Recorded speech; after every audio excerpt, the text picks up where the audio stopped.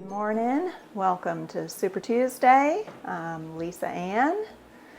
Today I'm not going to be making a soup. I am going to be making chicken pot pie, but it starts out in the same way that a soup does. So I'm starting out with chicken thighs. There's 4 big ones. It is almost 3 pounds, 2 3/4 pounds. So I'm going to drop those thighs down in there. To that, I'm going to add 2 quarts of water and 1 teaspoon heaping of salt and 1 level ½ teaspoon of ground black pepper and bay leaves. Depending on the size, I'll use 1 or 2. That's a nice size one. All right, I'm going to turn this on very low and cover it because it is morning, and I'm going to let this simmer till the afternoon to make a good broth and to make sure the chicken is really tender and just falls right off the bone. Meanwhile, I'm going to be working on my grocery list today, so I thought I would share some tips and tricks that might help other homemakers in organizing their grocery list to make that dreaded task just a little easier. Hey, thank you for joining me as I sit here and do my grocery list for the week. I have found through the years that if I can have the basics organized to a point where I don't really have to think about them, because, thinking takes a lot of energy. So if you are, say you're a homeschool mom, you're a stay-at-home mom, and you know that you're going to be preparing 3 meals a day, and 4 if you include a snack in the middle of the day, and maybe even 5 if you have a late night snack. So that is a lot of meals. So if you can find a way to simplify it, it will really help you. It has helped me a great deal. So the planning at first takes a lot of time and thinking and effort, but then once you've got it done, it's done. And then when you're tired or busy, then you have these lists and these go-to things that can get you through those times. So one of the things that I did, it's probably been about 12 or more years ago, I made myself a blank grid that has the days of the weeks and then breakfast, lunch, snack, and dinner. And used to, I would just make copies of this, or I would just print it out week to week and do my menu.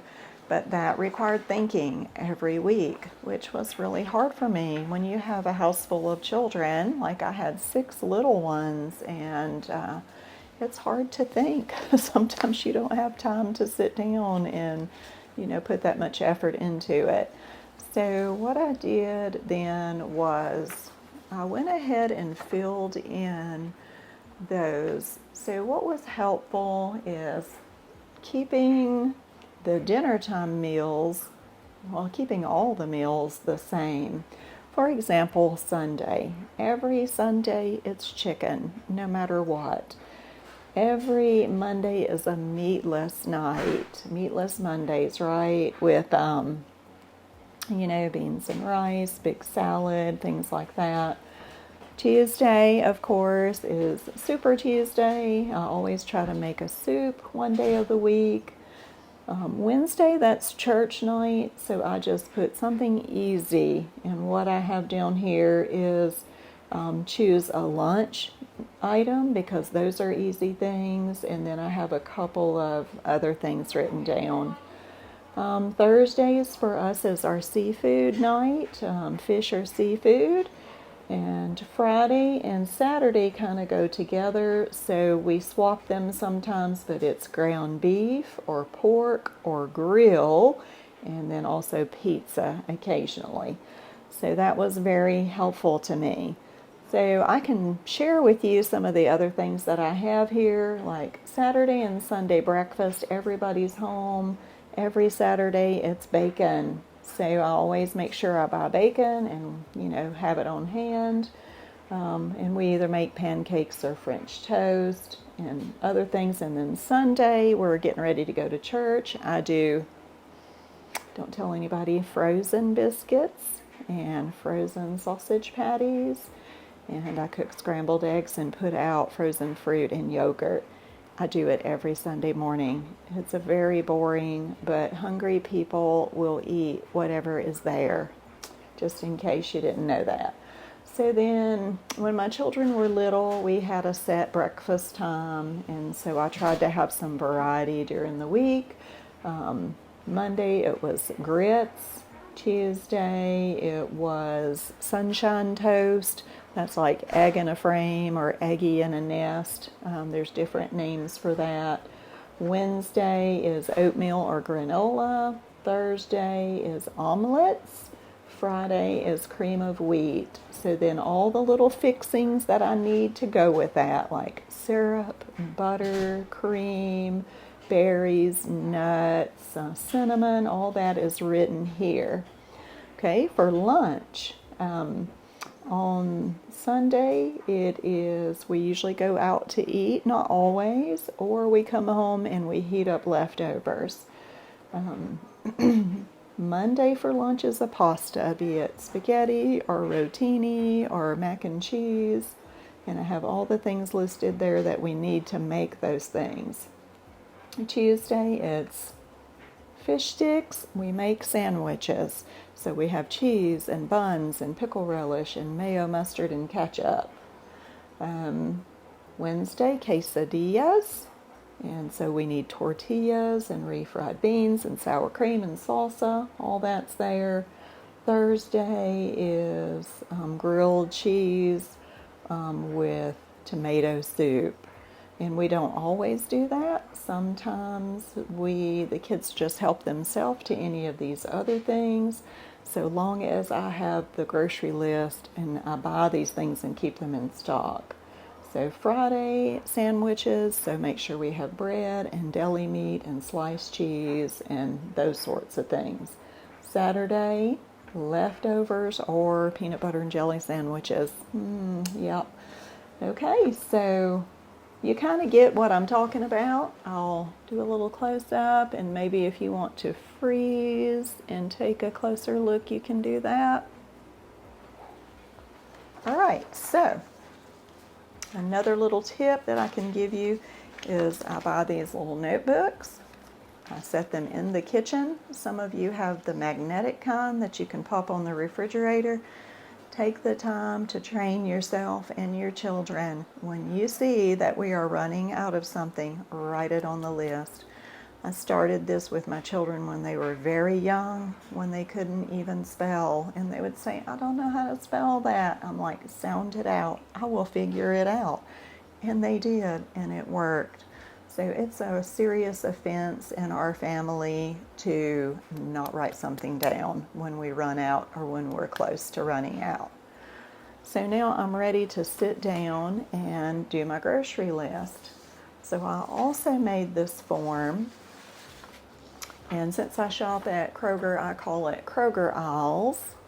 So you see it's divided up into like aisles and categories, and you flip it over and there's the other ones. I'll just read you the categories that I have. Dairy, frozen foods, condiments, bread and cereal grains, cleaning supplies, school and office supplies, RX, prescription or pharmacy or health and beauty, miscellaneous, the produce aisle, the meat aisle, jars and canned goods, beverages, international, things like your Mexican and your Asian products there, paper products, baking and spices, and snacks. So this has worked really well. So when I'm ready to make my grocery list, I pick this up first and write all the things down in the proper categories. If you wanted to save some space, you could train your children to just go ahead and write it in the proper category, but I find that that step helps me to remember the things that we need. All right, and then the next thing I do is I go through here systematically and I just write down everything that we need to make all this stuff, put it in the proper aisles, and then I am ready to go.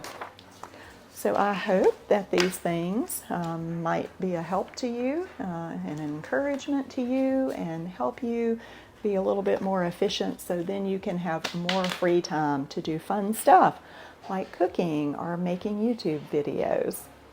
Let's go finish up that chicken pot pie. All right, the chicken is done. I've already shredded it. I took the skin and bones and gristle and put those in my crock pot with some water and vinegar for a future bone broth. And right now I'm ready to get the filling for the pot pie made. So I start with half a stick of butter. And what I'm basically going to do here is make an onion gravy.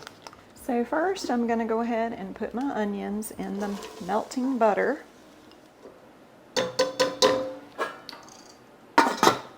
I want those to cook for about 5 minutes and get translucent and tender. All right, perfect. Now I'm going to slowly stir in this 1/4 cup of flour so that it's not lumpy. Kind of want to make a paste with it.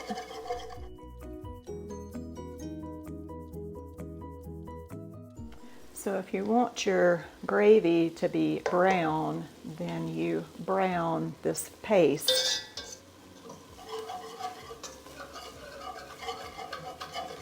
All right, I'm going to go ahead and pour my broth in there.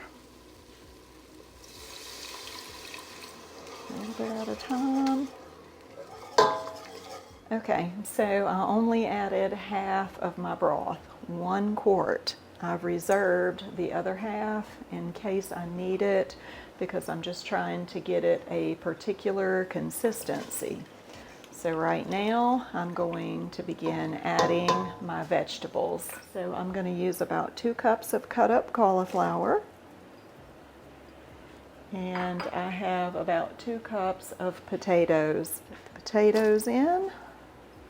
And I have a 12-ounce bag of frozen peas and carrots. It's not quite full. I'd say it's about 2 cups.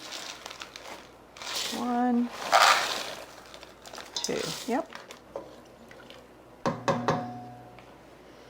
Now I'm going to season with 1 level teaspoon of salt, half a teaspoon of black pepper, and 5 shakes of fish sauce, which is about half a tablespoon. So I'm going to bring this up to a boil and let it simmer for about 15 minutes until those potatoes and cauliflower are tender.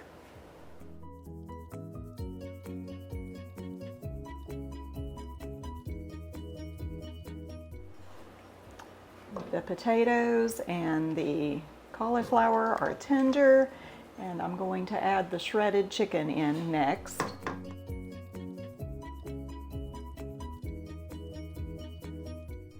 that a stir and set it aside, and I'm going to start making the pour over crust. So I have in my bowl here 2 cups of self-rising flour. And I'm going to add in 2 sticks of softened butter. So I have a pastry cutter, so I'm going to use it to crumble and cut in my butter into my flour. If you don't have a pastry cutter, you can use a knife and a fork, or you can just use your hands the old-fashioned way.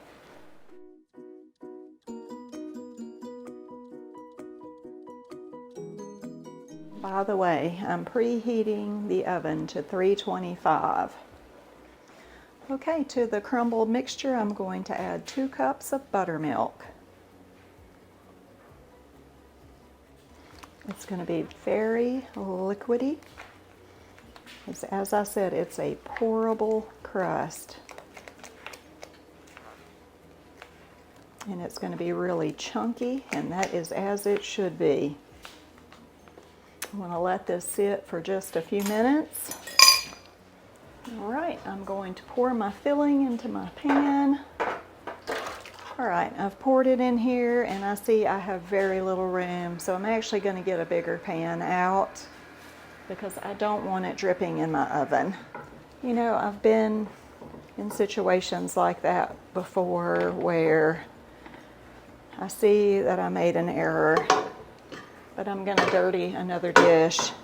And so I don't know if it's like laziness or if it's stubbornness. I would just go ahead and do it and end up smoking up the oven and being a big disaster. But it just pays to take the time and the effort to do it right. Hi, Janie Bell. So now I'm going to pour the crust over top of the filling. Guess what we're having for supper tonight? Chicken pot pie. Yes, I got a hurrah from Serenity. Very good. Here she comes. Just her arms. Stay off the screen. Oop. Stay off the screen. So the crust kind of sinks down into the filling, which is perfectly fine. Kind of spread it back and forth. Pop it in the oven. I've set a timer for 30 minutes. I think it'll take a little longer than that, so I'll check back with you when it's done. So I almost burnt it. I ended up baking it at 325 for 45 minutes, and then I put it on broil for like 10 minutes, and that was too long on high broil anyway. But I think it's going to be just right. I'm going to scoop up a little bit and do a taste test. It is a little liquidy. Probably have to eat it in a bowl, but that'll be fine. Let it cool. It's scalding hot, so blow it. So you like burnt? Yeah, I'm fine. It doesn't look actually burnt. It doesn't look burnt. It's It's just not golden brown. It's nice on the inside. Okay, and it's probably going to need some salt. Is it good? Okay, let me have a bite. All right. I'm going to save room in my stomach. Save room in your stomach. Okay, thank you. Oh my goodness, it's so good. You want a bite? All right, nothing left to do now, but serve it up for supper. Thank you once again for joining me. I hope you'll give this recipe a try. It will be in the description below. And if you try it, let me know how it goes. Thanks for watching. See you next time.